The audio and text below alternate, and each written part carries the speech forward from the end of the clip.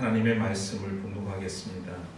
오늘 말씀은 로마서 12장 14절에서 21절 말씀입니다. 신약성경 310조 로마서 12장 14절부터 21절까지 말씀을 봉독합니다.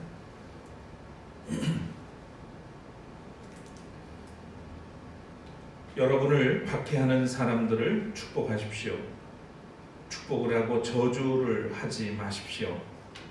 기뻐하는 사람들과 함께 기뻐하고 우는 사람들과 함께 우십시오. 서로 한 마음이 되고 교만한 마음을 품지 말고 비천한 사람들과 함께 사귀고 스스로 지혜가 있는 채 하지 마십시오. 아무에게도 악을 악으로 갚지 말고 모든 사람이 선하다고 생각하는 일을 하려고 애쓰십시오. 여러분 쪽에서 할 수 있는 대로 모든 사람과 더불어 화평하게 지내십시오. 사랑하는 여러분, 여러분은 스스로 원수를 갚지 말고 그 일은 하나님의 진노하심에 맡기십시오. 성경에도 기록하기를 원수 갚는 것은 내가 할 일이니 내가 갚겠다고 주님께서 말씀하신다 하였습니다. 네 원수가 줄이거든 먹을 것을 주고 그가 목말라 하거든 마실 것을 주어라. 그렇게 하는 것은 네가 그의 머리 위에다가 숯불을 쌓는 셈이 될 것이다 하였습니다. 악에게 지지 말고 선으로 악을 이기십시오. 이는 하나님의 말씀입니다. 하나님께 감사합니다.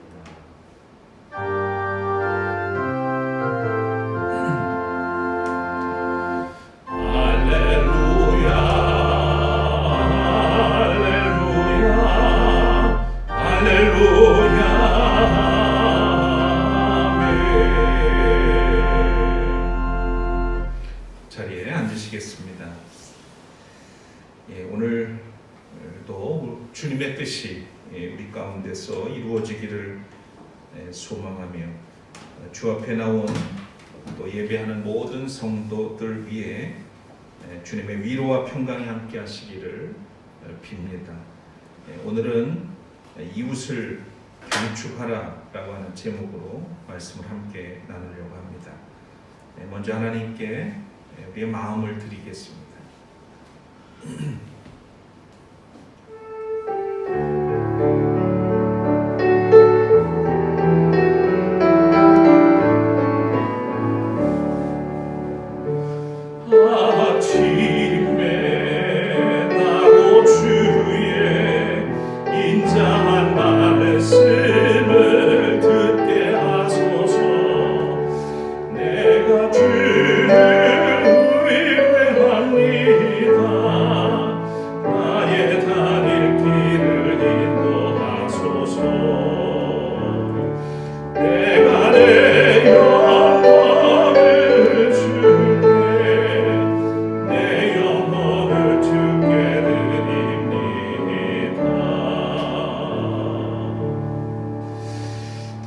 오늘도 우리를 예배자로 삼으신 하나님, 늘 연약하고 부족한 저희들이지만 이 한 해를 허락해 주시고 또 예배를 통해서 주님 앞에 더 온전한 모습으로 나아갈 수 있도록 이끌어 주시는 은혜 감사드립니다. 오늘도 있는 모습 그대로 주님 앞에 나왔습니다.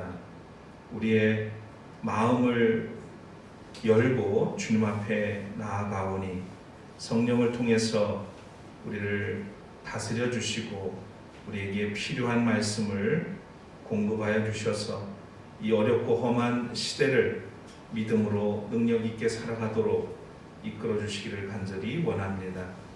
부족한 종을 세우셨습니다. 준비하게 하신 말씀을 통해서 우리 모두에게 힘이 되고 능력이 되고 역사를 이루어가는 그런 주의 말씀이 되도록 함께 하시고 피차가 은혜가 되는 복된 시간이 되도록 이끌어 주시옵소서. 예수 그리스도 이름으로 간절히 기도드립니다. 아멘.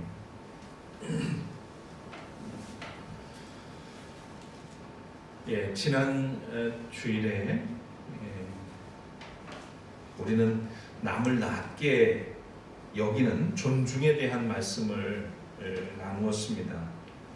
우리는 요즘 참 힘겨운 그런 시절을 살아가면서 자칫 자기 보호에 급급한 나머지 타인과의 관계를 또는 하나님과의 관계를 소홀히 여길 수 있습니다. 나만 중요하고 다른 사람은 나를 위해서 존재하는 것처럼 그렇게 생각할 수 있다는 이야기죠. 하나님과 이웃과의 불통으로 모두가 고통에 이를 수 있기 때문에 형통한 관계를 이루는 원리가 되는 존중을 올해의 신앙생활 목표로 삼자고 말씀을 드렸죠. 사도 바울은 누구나 존중을 받고 싶은 마음을 가지고 있기 때문에 그리스도인이 너희가 먼저 존중하라고 우리에게 권고했습니다. 그래서 저는 그리스도인은 하나님의 사랑을 받았고 또 그리스도의 은혜를 통해서 존중을 받은 자로서 사람들을 차별하지 않는 그런 생활을 넘어서 이웃에 대해서 주님께 하듯 적극적으로 존중하는 생활을 해야 한다고 말씀을 드렸습니다.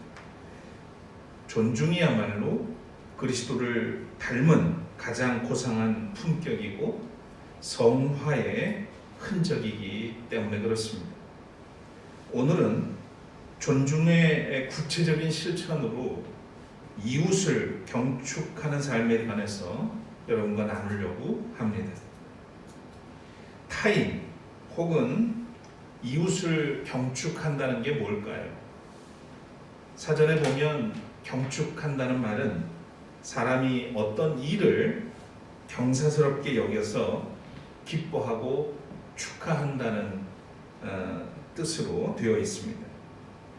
그리고 비슷한 말이 경하하다라는 말인데 이 말은 어떤 사람이 다른 사람을 공경해서 축하한다, 경사스럽게 여겨서 축하한다 이런 뜻을 가지고 있다고 설명하고 있습니다. 경축하다, 경하하다 흔히 우리가 일상에서는 쓰지 않습니다만 이 말이 얼마나 품위가 있는 언어인지 새삼 느껴지게 되는 것을 보게 되는데, 자 그런데 한국인에게 정서적인 고질병이 하나 있습니다. 남이 잘 되는 꼴을 못 보는 병이죠. 여기서 전이된 병으로 자신은 하지 않으면서 남이 뭘 하면 끌어내리려고 하는 그런 성질이 있습니다. 성원과 축하를 해주지 못할 망정 부정적인 말과 행동으로 소위 초를 치는 그런 경우가 많다는 얘기죠. 여러분이 잘 아시는 분 이어령 교수님이 계시죠. 이화여대 교수로 오래 재직하고 은퇴하신 분입니다. 1989년에는 초대 문화부 장관도 역임하셨습니다. 문학 비평가로도 이름을 널리 알리셨고, 또 제가 보기에는 우리나라에서는 문화심리 연구의 선구자가 아닌가 이렇게 생각도 합니다만, 제가 오늘 이 분을 말씀드리는 것은 1988년도에 우리나라에서 올림픽이 있었습니다. 그때 개회식에 굴럼새 퍼포먼스를 했던 적이 있죠. 제가 올림픽을 떠올리면 가장 인상 깊게 남아있는 그런 광경이기도 합니다. 고요한 아침의 나라라고 하는 주제로 펼쳐졌습니다. 개막 행사가. 근데 그 중에 뭐 카드 섹션도 있었고 여러 가지 퍼포먼스들이 많이 있었는데, 그러다가 갑자기 조용해집니다. 그리고 삐 하는 소리와 함께 아주 작은 소리였는데 이 정적 소리가 울리는 가운데서 7살짜리 윤태웅이라고 하는 어린이가 굴렁쇠를 굴리면서 스타디움으로 나타납니다. 이 굴렁쇠는 둥근 지구를 상징하는 것이었죠. 그 당시 이 올림픽 마스코트인 호돌이와 함께 저의 기억 속에 가장 인상 깊게 남아있는 장면입니다. 이 퍼포먼스에 대한 이여름 선생님의 후기를 제가 읽게 됐어요. 오래전에 읽었던 적이 있는데 그 당시에 이 굴렁쇠 퍼포먼스에 대해서 사실 많은 사람들의 반대가 있었다는 거예요. 그러니까 어른 행사에 왜 아이들을 이용하느냐, 아이가 실수라도 해서 돌발 변수가 생기면 어떻게 하냐, 이 중요한 행사에. 그리고 왜 이렇게 생뚱맞게 이런 퍼포먼스를 하려고 하느냐 등등 수많은 반대가 있었다는 겁니다. 근데 이여령 선생이 자신에게 그 전권이 있었기 때문에 밀어붙였다는 거죠. 그래서 잘 해냈다는 거예요. 그러면서 하시는 말씀이 우리 사회에 고쳐야 할 고질병이 있는데 자신은 하지 않으면서 남이 뭘 하면 끌어내리려고 하는 기질이 있다고 얘기를 했습니다. 그러니까 이 이야기를 가만히 생각해 보면 당시에 아무도 해본 적이 없는 그 일을 하는 데 있어서 얼마나 곤혹스러운 그런 일을 경험했는지가 짐작이 되는 대목입니다. 그리스도인으로서 살아가는 우리에게도 이런 고질병에 감염되어 있는 것은 아닌지 오늘 저는 우리가 한번 생각해 봤으면 하는 겁니다. 이 고질병이 가장 극심한 곳은 여러분 어딜까요? 남이 잘 되는 꼴을 못 보는 사람들이 모여 있는 곳. 표면적으로는 정치권이 아닌가 싶습니다. 여권은 정권을 유지하기 위해서, 지키기 위해서 안간힘을 쓰고, 야권은 무능한 정권을 만들어서 어떻게든지 정권을 탈환하려고 하는 온갖, 그래서 상상력을 동원해서 공격을 하죠. 정치의 속성이 그렇다 하더라도 나라와 국민을 위해서 옳은 일이면 박수를 쳐주고 협력해야 하는 건데, 아무리 시대가 변해도 우리나라 정치는 이 고질병이 더 극심해지고 있는 것 같아서 참 답답하고 안타깝습니다. 국민의 지지를 얻지 못하는 이유를 국민들은 다 알고 있는데 그들만 모르는 것 같은 생각이 들어요. 왜 자기들이 지지를 못 받을까? 잘할 때는 잘한다고 얘기를 해주고 박수를 쳐줘야 이 사람들은 됐구나라는 그런 생각이 들어서 다음 기회가 주어질 때 밀어주기도 하고 그런 거 아니겠어요? 그런데 남을 괴롭혀서 남의 인기를 떨어뜨려서 자기들이 올라가겠다고 하는 그냥 욕심 하나로만 똘똘 뭉쳐져 있는 그 모습을 본인들만 몰라요. 나머지는 다 합니다.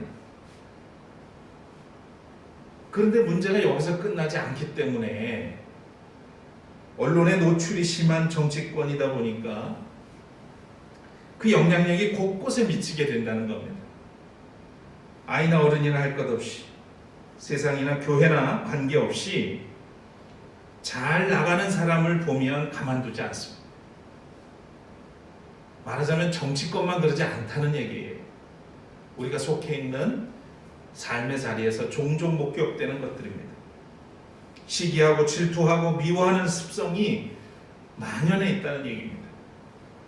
상대방을 깎아내려서 자신을 높이려고 하는 이 저급한 심보를 쉽게 용인해주고 있는 겁니다. 사람이 다 그렇지 뭐. 아주 관대하죠. 그렇지만 이것은 옳지 않습니다. 일반화되고 보편화됐다고 해서 모두가 옳은 것은 아니란 말입니다. 성서는 우리의 생각보다 아주 훨씬 높은 수준의 생활과 그리스도인의 품격을 요구하고 있습니다. 오늘 본문 말씀 로마서 12장 14절과 15절에 사도 바울이 여러분 무엇을 강조합니까? 여러분은 박해하는 사람들을 축복하십시오. 축복하고 저주하지 마십시오. 기뻐하는 사람들과 함께 기뻐하고 우는 사람들과 함께 우십시오. 이렇게 말합니다. 이 말씀은 원수를 사랑하라는 주님의 말씀과 결이 같습니다.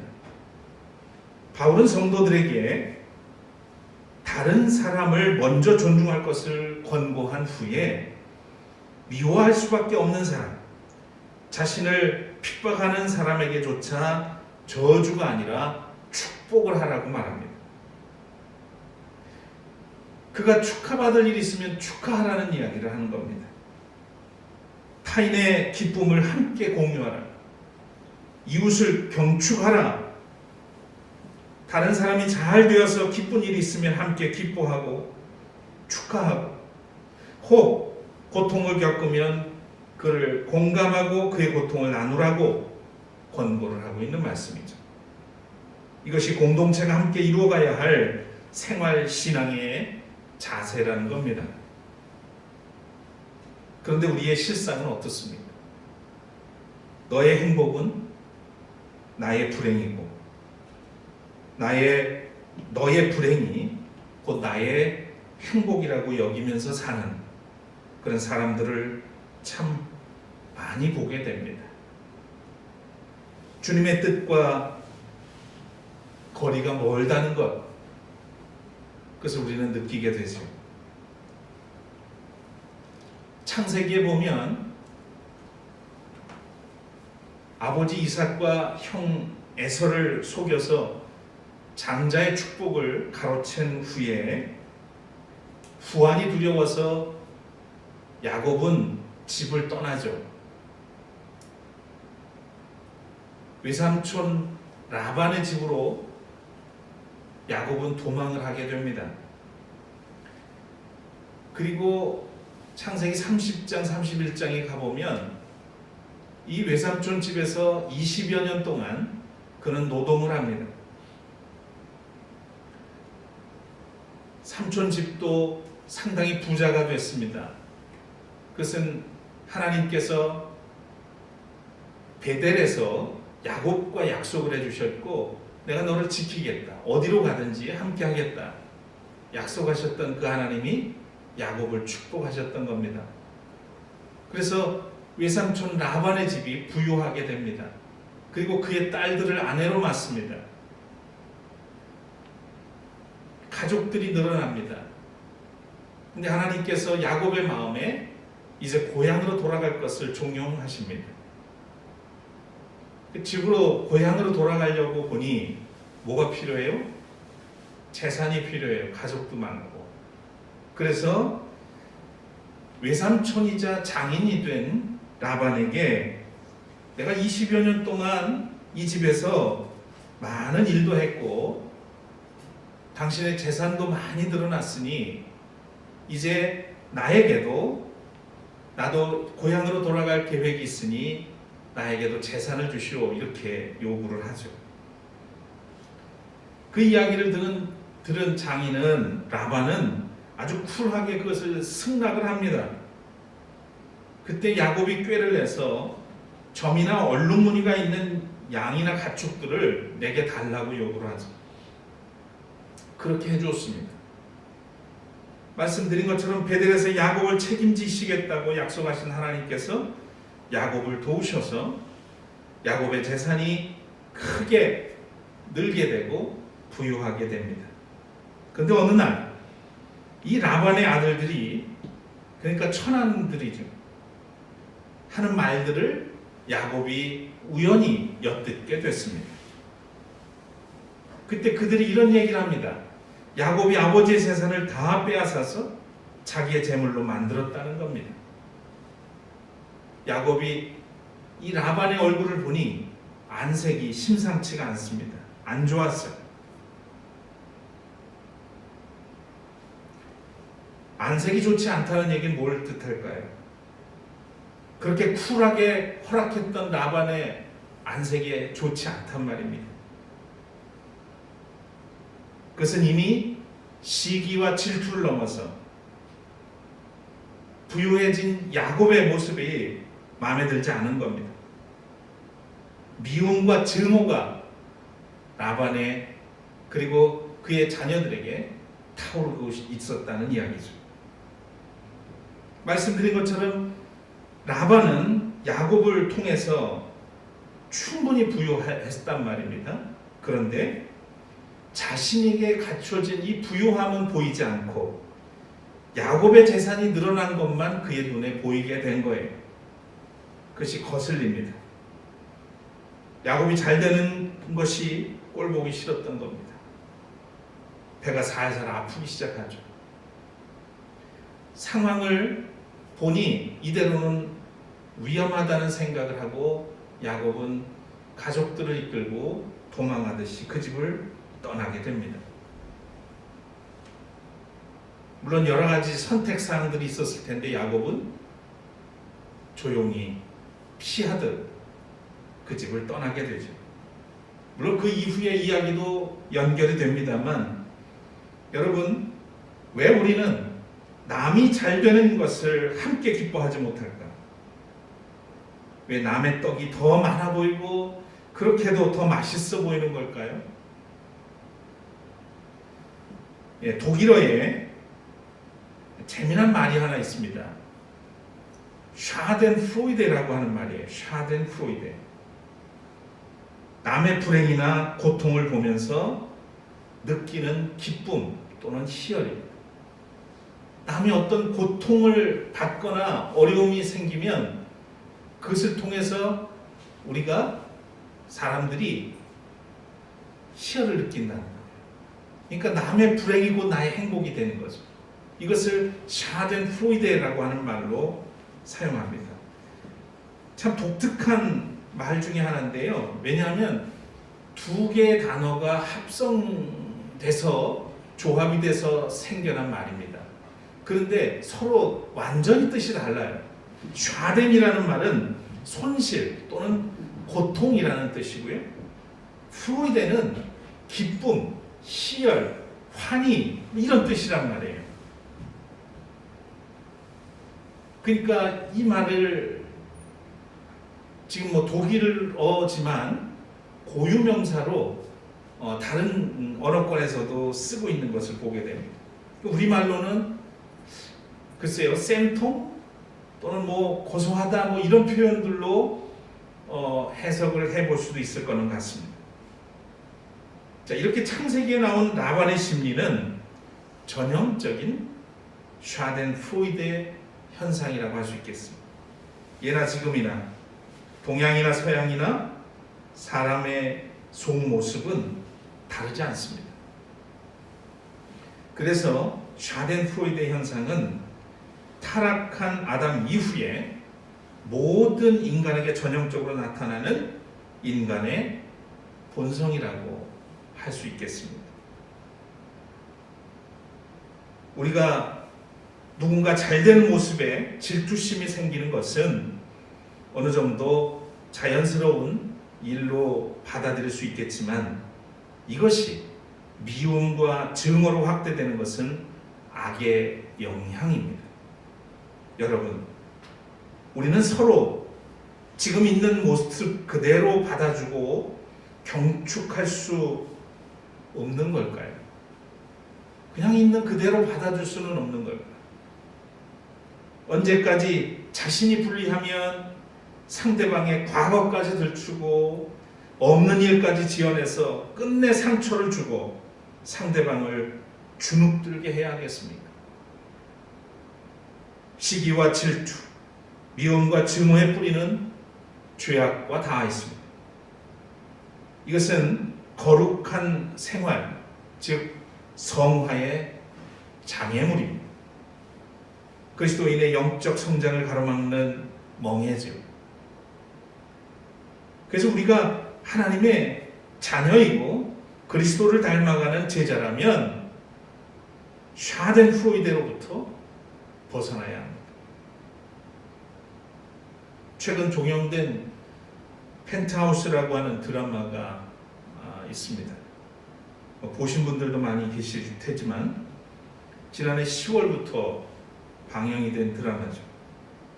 시청률 30%를 오르내릴 정도로 요즘 보기 드물게 화제가 된 그런 드라마입니다. 배우들의 다소 과장된 그런 연기와 인간의 욕망을 대변하는 구성 때문에 시청자들은 불편해하면서도 이 드라마를 기다려서 봤다는 얘기를 듣게 됩니다. 이 펜트하우스라는 말은 아파트나 호텔 또 주상복합 이런 건물의 최고층 맨 상층부 고급스러운 주거 공간을 말하는 맨 꼭대기층이 일반적으로 그렇게 펜트하우스라고 한다는데, 이 드라마는 이 제목이 이야기해 주듯이 인간의 욕망은 결코 충족되지 않는다고 하는 것을 보여주는 것 같습니다. 인간은 더 많은 것을 갖기 위해서, 더 높은 곳에 오르기 위해서 시기와 질투, 미움과 증오, 거짓과 사기 등 욕망을 충족하기 위해 모든 악을 동원합니다. 자식을 지키기 위해서 악녀가 될 수밖에 없었던 여자들의 일그러진 욕망과 부동산 성공 신화에 관한 이야기입니다. 이 드라마에서 자식을 위해서 정상을 향해서 질주하는 세 여자를 중심으로 전개되는 것을 보게 됩니다. 자신이 낳은 아이의 삶을 처참하게 짓밟아버린 나쁜 어른들에게 철저한 복수를 다짐하면서 피눈물을 흘리는 펜트하우스의 여왕이라고 할 수 있는 심수련이라는 사람, 그리고 자신에 비해서 모든 면에서 실력이 부족한 딸에게 본인의 명예와 모든 것들을 물려주기려고 애쓰는, 돈은 많으나 성질은 고약한 프리마돈나 천선진이라는 인물. 딸에게 가난을 물려주지 않기 위해서 국내 최고급 주상복합 아파트 헤라펠리스 입성을 목표로 인생을 걸고 질주하다가 괴물로 변해가는 한 여자 오윤이라고 하는 이 세 인물이 중심으로 이야기가 펼쳐지죠. 이 펜트하우스라고 하는 드라마는 이 세 여자의 삶을 통해서 책임과 정의, 양심은 뒤로 한 채로 상층만을 바라보며 위로 올라가고자 애쓰는 인간의 끝없는 욕망을 적나라하게 그려주었습니다. 남이 넘볼 수 없는 그들만의 세계, 또 남의 불행을 자신과 자녀들의 행복으로 여기는 전형적인 샤덴프로이데 현상의 극치를 보여주었습니다. 오늘 우리는 과연 그들과 다를까요? 교우 여러분, 우리가 그리스도인이라면 너의 행복은 나의 불행으로 생각하던 늪에서 벗어나야 합니다. 또 너의 불행이 나의 행복으로 받아들이는 악의 올무에서 벗어나야 되죠. 너의 행복이 나의 행복이야. 너의 기쁨은 곧 나의 기쁨이야. 이렇게 이웃을 경축하는 삶이 우리가 가야 할 길입니다. 욥기 5장 2절에 미련한 사람은 자기의 분노 때문에 죽고 어리석은 사람은 자기의 질투 때문에 죽는 법이라고 말했습니다. 오늘 성서 본문에 사도 바울은 할 수 있는 대로 모든 사람들과 더불어 화평하라고 말합니다. 그리고 악에게 치지 말고 선으로 악을 이기십시오. 이렇게 강조했죠. 이웃을 비난하고 저주하는 악의 고리를 우리는 끊어야 합니다. 여러분과 다른 사람들, 그들을 있는 그대로 또한 용납하셔야 합니다. 또 여러분을 비난하는 사람이 있다면 오늘 말씀대로 축하하고 축복할 수 있어야 합니다. 나보다 잘되고 잘하고 그런 사람 기꺼이 경축하는 그런 그리스도인이 되어야 되겠습니다. 왜냐하면 이것이 하나님의, 우리를 향한 하나님의 뜻이기 때문입니다. 하나님은 그의 나라와 그의 뜻을 위해 사는 성도들을 기뻐하시고 오늘도 찾으십니다. 야곱과 함께 하셨던 그 하나님, 그 하나님이 주님의 뜻대로 산다면 우리와 분명히 함께 하시는 줄을 믿으시길 바랍니다. 매일 이웃을 경축하는 일을 목표로 삼아서 함께 실천해 보기를 바랍니다. 그래서 이 시대에 주님의 기쁨이 되는 우리 센터 가족들 되시기를 축복합니다.